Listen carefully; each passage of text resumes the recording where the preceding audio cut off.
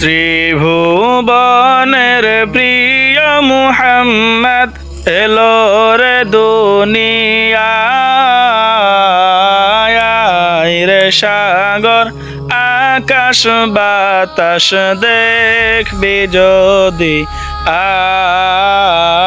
আয় রে সাগর আকাশ বাতাস দেখবি যদি আয়। সম্মানিত মুসলমান ভাইয়েরা,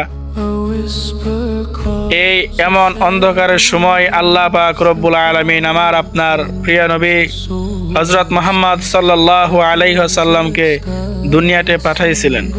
এই অন্ধকার সেই অন্ধকার নয়, এই অন্ধকার ওই অন্ধকার ছিল জাহেলিয়াতের অন্ধকার। যে জাহেলিয়াতের অন্ধকারের সময় আল্লাহ পাক রব্বুল আলামিন আমার আপনার সর্বশ্রেষ্ঠ নবীকে দুনিয়াতে পাঠাইয়া ওই জাহেলিয়াতের যুগের অন্ধকারকে দূরে সরাইয়া দিয়েছেন।